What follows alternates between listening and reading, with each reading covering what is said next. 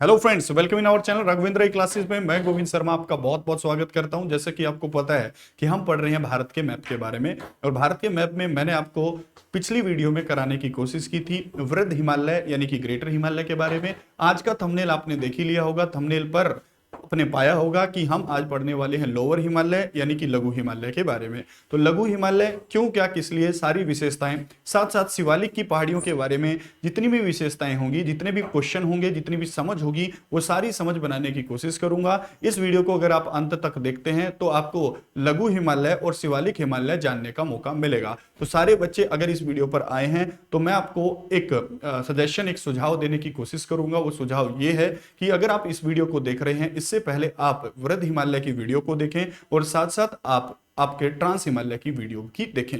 यानी कि कहने का मतलब यह है कि मैं इससे पहले आपको ट्रांस हिमालय पढ़ा चुका हूं, इससे पहले मैं आपको ग्रेटर हिमालय पढ़ा चुका हूं, और आज की वीडियो में हम लघु हिमालय और शिवालिक रेंज के बारे में पढ़ने वाले हैं। तो अगर आप ये वीडियो देख रहे हैं तो वो वीडियो देखें, आपको अच्छा समझ में आएगा।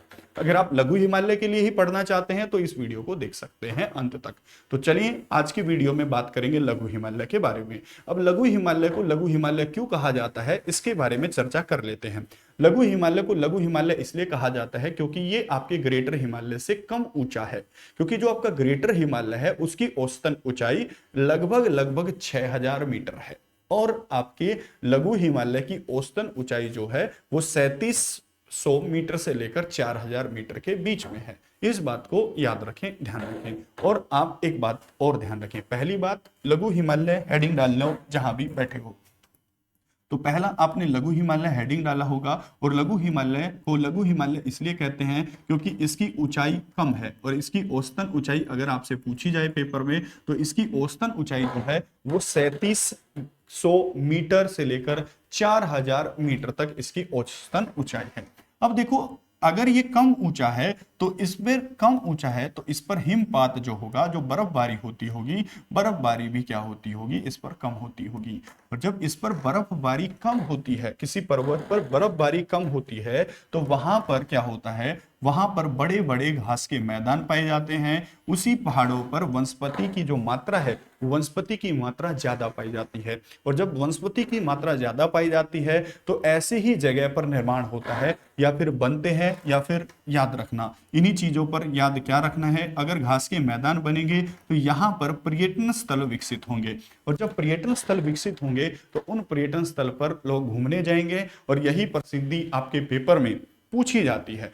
क्यों, किस लिए पूछी जाती है? क्योंकि आपको जहां पर ज्यादा मानवीय गतिविधियां होती हैं वहां से क्वेश्चन आने की संभावना पेपर में ज्यादा होती है। तो अगर मैं आपको बोलूं कि ट्रांस हिमालय से क्वेश्चन आएगा तो बिल्कुल आएगा, लेकिन ज्यादातर क्वेश्चन अगर आप देखें तो यहां से क्वेश्चनों की भरमार होती है। तो आज की क्लास में लघु हिमालय पढ़ेंगे, उसके पर्यटन स्थल पढ़ेंगे, उनके घास के मैदानों के बारे में पढ़ने की कोशिश हम कर रहे होंगे। तो चलिए चलते हैं, थोड़ी बेसिक समझ आपको हो गई होगी। अब कुछ लिखना शुरू करते हैं। पहला क्वेश्चन या पहली बातें, पहला हेडिंग डालें लघु हिमालय।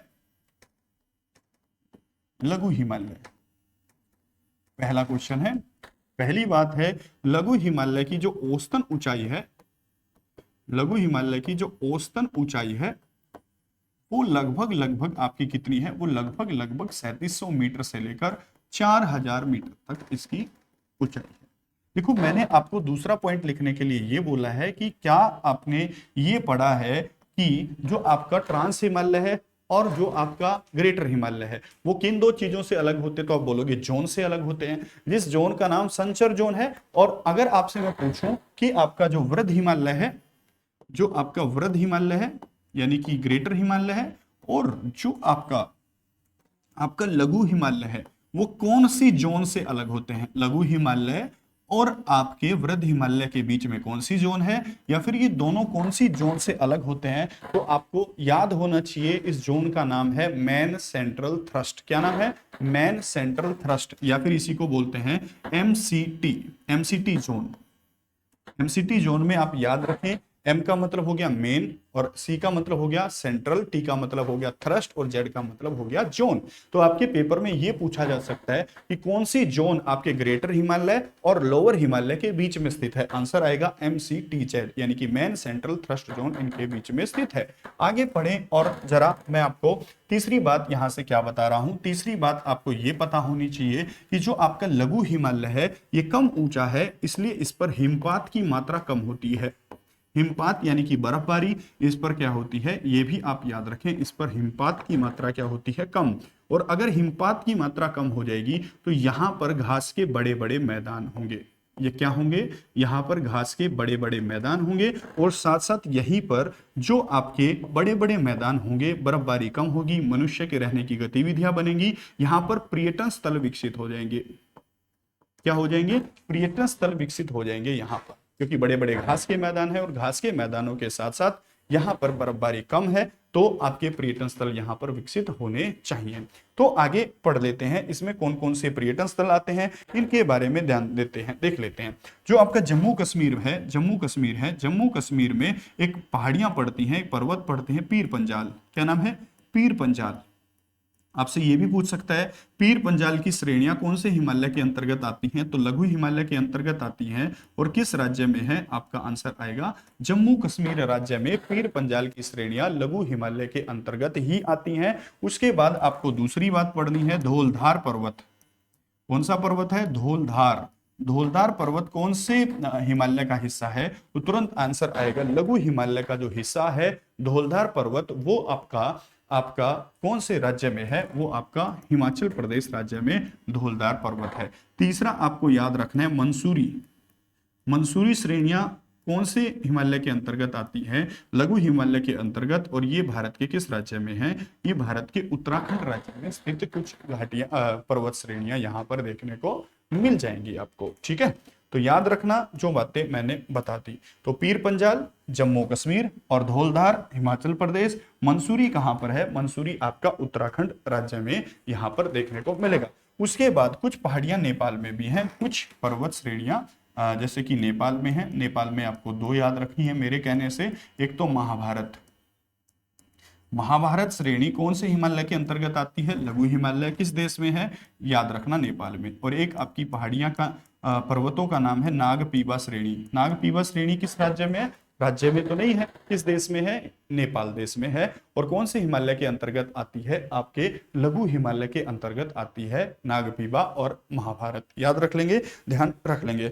उसके बाद देखो पीर पंजाल से क्वेश्चन आता है, जैसे कि ये पीर पंजाल श्रेणी है, मान लेते हैं पीर पंजाल श्रेणी है, और पीर पंजाल श्रेणी के दक्षिण में देखेंगे तो यहाँ पर एक राज्य आपका है, एक जगह का नाम है जम्मू, और जम्मू के ऊपर देखेंगे पीर पंजाल आता है, और पीर पंजाल के ऊपर एक जगह स्थित है जिसका नाम है श्रीनगर। क्या नाम है, श्रीनगर। तो अगर आपसे ये भी तो पूछ सकता है श्रीनगर और जम्मू को अलग करने वाली पहाड़ियां पर्वत श्रेणियों का नाम बताइए, तो आंसर आएगा आपका पीर पंजाल श्रेणी, इसका आंसर सही है।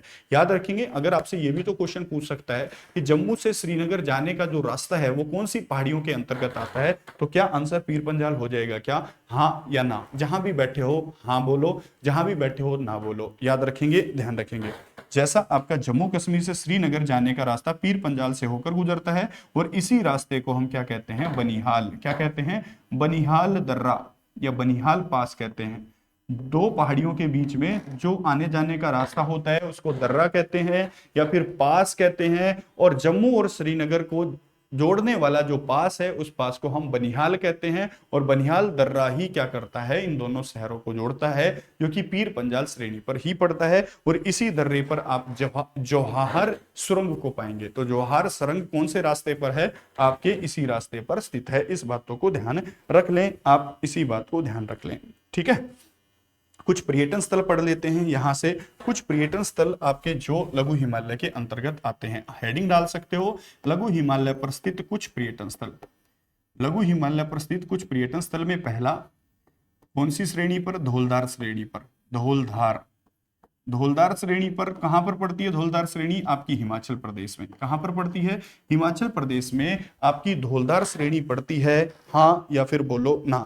और धौलधार श्रेणी हिमाचल प्रदेश में, तो हिमाचल प्रदेश में कुछ जगह हैं जो आपको पढ़नी है, वो कौन कौन सी, एक तो शिमला है, शिमला घूमने जाते हैं, मनाली घूमने जाते हैं, मनाली के साथ साथ कहाँ, डलहौजी। तो ये सारे पर्यटन स्थल धौलधार पर्वत पर स्थित हैं, डलहौजी याद रखेंगे, ध्यान रख लेंगे। उसके बाद अगर आप देखेंगे, आप धौलधार पर्वत पर कौन सी जगह है आपकी, शिमला है, मनाली है, डलहौजी है। और आप उत्तराखंड में तो आपको पता ही है एक जगह है घूमने की जिसको आप क्या कहते हो, मंसूरी। कौन सी जगह है, मंसूरी आपकी उत्तराखंड राज्य में ही स्थित है।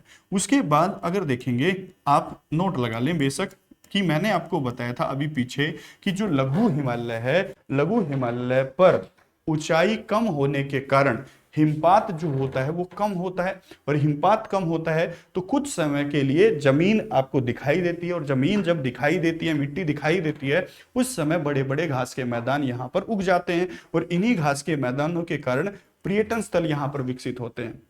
कुछ पर्यटन स्थल तो मैंने बता ही दिए, कुछ घास के मैदानों के बारे में पर्यटन स्थल जाने, नोट लगाएं, ऐसे लिख लें, लघु हिमालय पर बड़े बड़े घास के मैदान पाए जाते हैं, और इन्हीं घास के मैदानों को उत्तराखंड राज्य में बुग्याल कहते हैं। इन्हीं घास के मैदानों को उत्तराखंड राज्य में क्या कहते हैं, इन्हीं घास के मैदानों को उत्तराखंड राज्य में बुग्याल के नाम से जाना जाता है। एक बार क्वेश्चन आता है पेपर में, सुनो जरा, बुग्याल क्या है।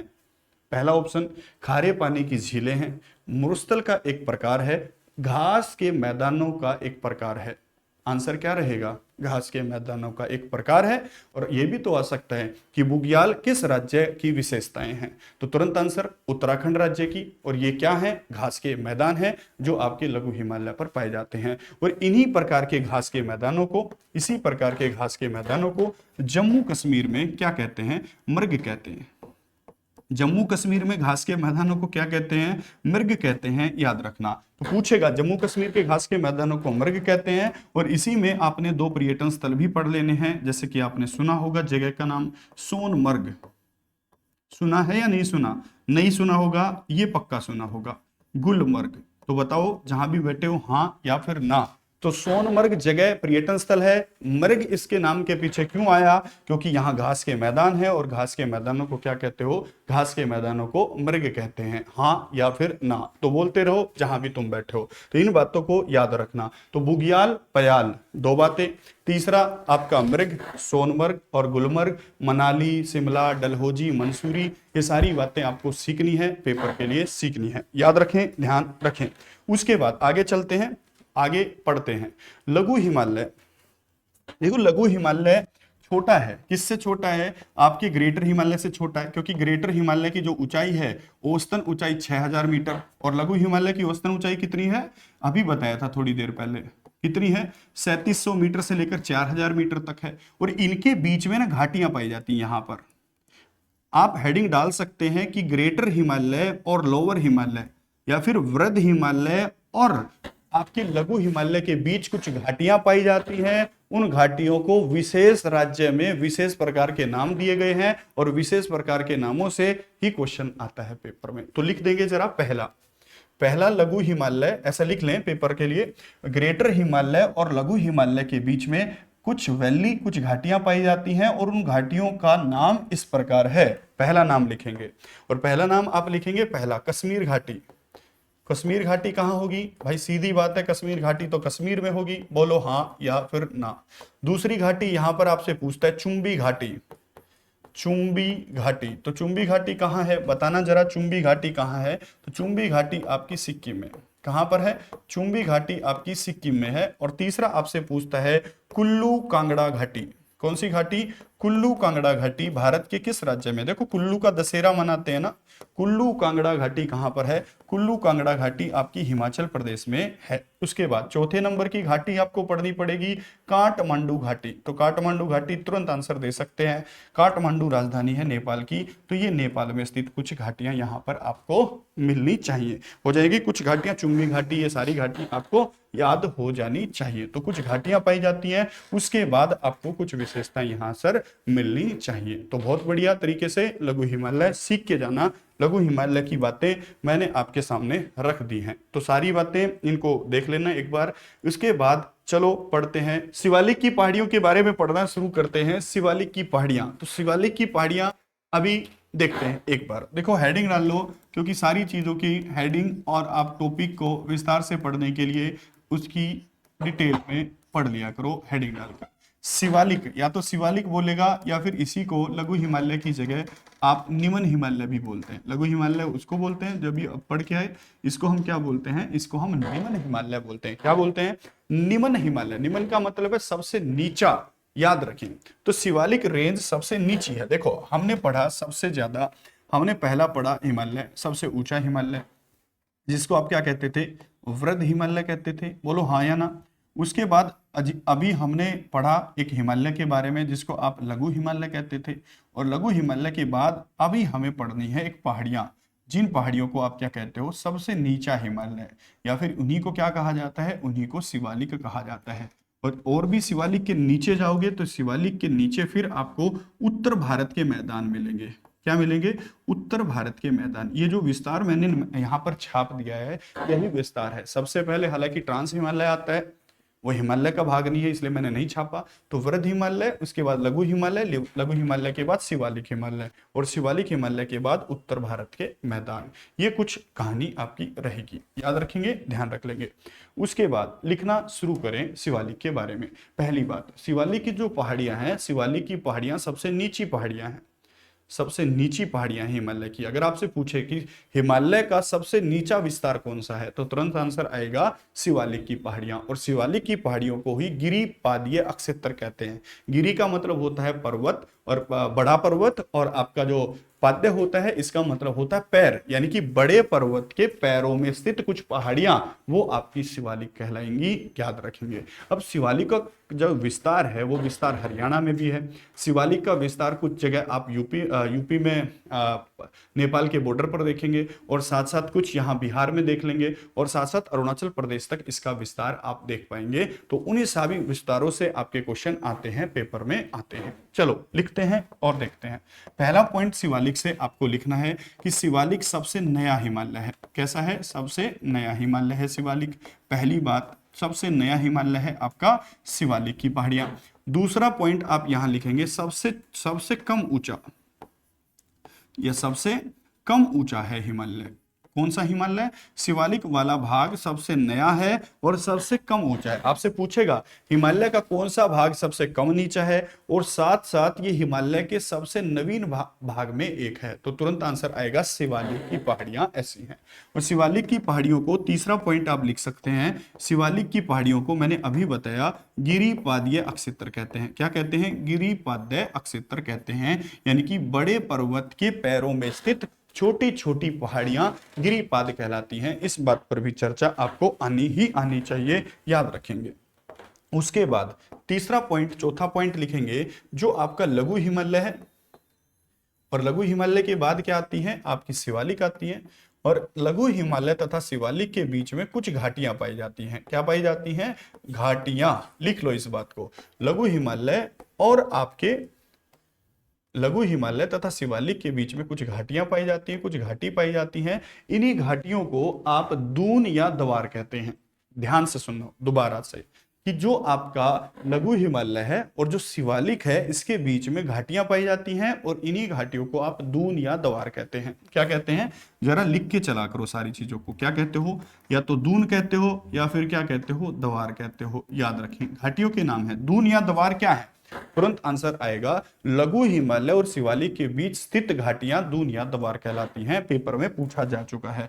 उसके बाद देखो, दून से आपका क्या बना? एक दून जगह है आपकी देहरादून। क्या बना आपका? देहरादून। अगर पेपर में ये आ जाए सबसे बड़ी दून घाटी कौन सी है, तो देहरादून एक ऑप्शन हो गया। दूसरा दून आपका है पोटली दून। कौन सा? पोटली दून है, याद रखेंगे। तीसरा दून आपका है कोटली दून, ये भी याद रखेंगे, पर्यटन स्थल है। कोटली दून, पोटली दून, ये आपके उत्तराखंड में, और देहरादून भी आपका उत्तराखंड में ही है। और द्वार, द्वार से आपको एक शब्द याद आ रहा होगा, एक जगह का नाम याद आ रहा होगा, हरिद्वार। तो हरिद्वार घाटियों में बसा हुआ शहर है। जब गंगा नदी मैदानी भागों में आती है, हरिद्वार आप जाते भी होंगे, बड़ा पर्यटन स्थल, धार्मिक स्थल के रूप में हरिद्वार, ये घाटी द्वार के नाम पर। देहरादून बहुत सारे आदमी व्यक्ति जाते हैं, आप भी गए होंगे, तो देहरादून, कोटलीदून, पोटलीदून, ये कुछ घाटियों के नाम हैं जो एक पर्यटन स्थलों के नाम भी हो जाएंगे। तो आपसे पूछेगा पेपर में बार बार कि देहरादून कहाँ स्थित है, लघु हिमालय और शिवालिक के बीच में उत्तराखंड में एक पर्यटन स्थल स्थित है, याद रख लेंगे, ध्यान रख लेंगे। उसके बाद लिखें आगे, देखो जो शिवालिक की पहाड़ियां हैं वो शिवालिक की पहाड़ियां कम ऊंची हैं, सबसे कम ऊंची हैं, सबसे कम ऊंची हैं, तो नदियां इनके जब ऊपर से बहती हैं तो इनको काट देती हैं। तो जब नदियां किसी पर्वत को काटती हैं तो आई आकार की घाटियां बनती हैं। ऐसे नदी बीच में जा रही है और नदी बीच में जा रही है तो पर्वत वहीं पर रह जाएगा, नदी इस घाटी को गहरा करेगी, पर्वत वहीं पर रह गया, जहां से नदी बह रही है वहीं से कट गया, बाकी का पर्वत यहां खड़ा रहेगा, इस साइड का पर्वत भी ऐसे ही खड़ा रहेगा। इन्हीं को बोलते हैं आई आकार की घाटी। इंग्लिश में आई होता है ना, इंग्लिश में जो आई होता है उसी आकार की घाटी दोनों तरफ रहेंगी और नदी इनके बीच में बह रही होगी। जैसे पर्वत आई आकार का इस तरफ पर्वत, आई आकार का इस तरफ पर्वत, नदी बीच में बह रही है। ये आपको शिवालिक की विशेषताओं में मिलेगा। और शिवालिक की विशेषताओं में जब ये मिलेगा तो इसी प्रकार की जो आई घाटी होगी उन्हीं आई प्रकार की घाटी को गार्ज कहते हैं। क्या कहते हैं? गार्ज। क्या कहते हैं? गार्ज कहते हैं। याद रखना, आई आकार की घाटी क्या कहलाती है?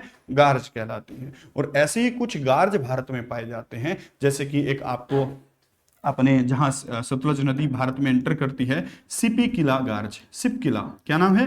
हिमाचल प्रदेश में स्थित सिपी किला गार्ज, जहां से आपका सतलुज नदी एंटर करती है। एक तो गार्ज ये हो गया, दूसरा आपका दिहांग गार्ज। क्या है? दिहांग गार्ज। कौन सा गार्ज है? दिहांग गार्ज आपके अरुणाचल प्रदेश में है। और अरुणाचल प्रदेश में ये जो गार्ज है आपका, इससे एक नदी एंटर करती है भारत में, जिस नदी का नाम आपका क्या है? ब्रह्मपुत्र। क्या नाम है? ब्रह्मपुत्र। तो आपने आज की क्लास में ये भी जान लिया कि गार्ज किसे कहते हैं, आज की क्लास में ये भी जान लिया कि द्वार किसे कहते हैं, आज की क्लास में ये भी जान लिया कि दून किसे कहते हैं। आपने ये कुछ बातें अभी तक जानने की कोशिश यहाँ पर कर दी हैं, याद हो जाएंगी, चीजें याद हो जानी चाहिए। आगे पढ़ते हैं, जरा देख ले हैं नेपाल और यूपी का जो बॉर्डर है, नेपाल और यूपी का जो बॉर्डर है, नेपाल और यूपी का, भारत की तरफ से यूपी और नेपाल, इनका जो आपकी बाउंड्री है, इनकी जो सीमा है, इस सीमा पर जो शिवालिक की पहाड़ियां स्थित हैं, उन शिवालिक की पहाड़ियों को दुधवा रेंज कहते हैं। क्या कहते हैं? दुधवा रेंज। तो क्या आपके पेपर में ये आ सकता है क्या कि यूपी तथा नेपाल की पहाड़ियों सीमा पर स्थित शिवालिक की पहाड़ियों को एक विशेष नाम से जाना जाता है, वो विशेष नाम क्या है? तो तुरंत आंसर क्या रहेगा? दुधवा रेंज उसको कहते हैं। क्या याद कर पाओगे क्या? बोलो हाँ या फिर ना, बोलो ना या फिर हाँ। और नेपाल में जो स्थित है ना कुछ पहाड़ियां, नेपाल में शिवालिक के अंतर्गत आने वाली कुछ पहाड़ियां हैं, चुरिया मुरिया। एक पहाड़ी है चुरिया और एक पहाड़ी का नाम है मुरिया। तो चुरिया मुरिया की पहाड़ियां किस राज्य या किस देश में स्थित है? नेपाल में। और ये किस हिमालय के अंतर्गत आती हैं? तो आंसर आना चाहिए, ये आती हैं सर आपके शिवालिक हिमालय के बीच में। क्या और आपको और सुविधाजनक एक चीज बता देता हूं, जो आपकी शिवालिक की पहाड़ियां हैं वो शिवालिक की पहाड़ियां हरियाणा तक हैं। कहां तक हैं? हरियाणा तक हैं। तो हरियाणा का एक आपका जिला पड़ता है जिस जिले को आप कहते हो पंचकुला, और पंचकुला जिले में जो शिवालिक की पहाड़ियां हैं वो पहाड़ियां प्रसिद्ध हैं एक पहाड़ी के नाम से, जिसको आप क्या कहते हो? मोरनी हिल्स कहते हो। क्या कहते हो? मोरनी हिल्स। तो आपसे ये भी तो पूछ सकता है पेपर में, या विशेष रूप से हरियाणा के पेपरों में पूछ सकता है कि मोरनी की हिल्स भारत के किस राज्य में है? तो हरियाणा में। और हरियाणा के किस जिले में है? पंचकुला में। और ये कौन से चीज के अंतर्गत आती हैं? शिवालिक हिमालय के अंतर्गत आने वाली कुछ पहाड़ियां यहाँ पर आपको देखने को मिलेंगी। क्या कर पाओगे? क्या बोलो, इन बातों को कर पाओगे हाँ या फिर ना? और शिवालिक पहाड़ियों के अंतर्गत आपकी मोरनी हिल्स आती हैं। और कोई हरियाणा का बच्चा अगर देख रहा है तो मेरे को कमेंट बॉक्स में ये करके बता दो कि हरियाणा की सबसे ऊंची चोटी को क्या कहते हैं। तो हरियाणा की सबसे ऊंची चोटी क्या कहते हैं, ये आप मेरे को जल्दी से बताने की कोशिश करेंगे। तो शिवालिक की पहाड़ियों में बेसिकली आपको इतना ज्यादा नहीं पढ़ना है। ये आपको नया हिमालय है, ये सबसे कम ऊंचा हिमालय है, इसको गिरपादी अक्षेत्र कहते हैं, घाटियों को दून और द्वार कहते हैं, या फिर ये गार्ज का निर्माण होता है। और नेपाल में कुछ पहाड़ियां, यूपी में कुछ पहाड़ियां, ये आपको जरूर से भी जरूर पढ़ना ही पढ़ना पड़ेगा। और इन्हीं बातों को आज की क्लास में हम पढ़ रहे थे। इन्हीं बातों को, लघु हिमालय को और शिवालिक रेंज को। लघु हिमालय के बारे में बहुत सारी विशेषता मैंने बताई, शिवालिक के बारे में कुछ कम विशेषताएं हैं जो आपके पेपर के लिए इंपॉर्टेंट रहेंगी, लेकिन हाँ कम है लेकिन गैर महत्वपूर्ण नहीं है, कम है और महत्वपूर्ण है। तो इन सभी वीडियो को आप जरूर से जरूर शेयर करें। अगर वीडियो अच्छी लगती है तो अपनी भावनाएं कमेंट बॉक्स में जरूर भेज दें। तो आप सभी का जुड़ने के लिए बहुत बहुत धन्यवाद। नमस्कार, जय हिंद, जय भारत। मिलते हैं अगली वीडियो में। हिमालय का नदियों के अनुसार विभाजन, ये वीडियो हम पढ़ रहे होंगे अगली वीडियो में। तो बहुत बढ़िया, बहुत शानदार। जय हिंद, जय भारत, नमस्कार।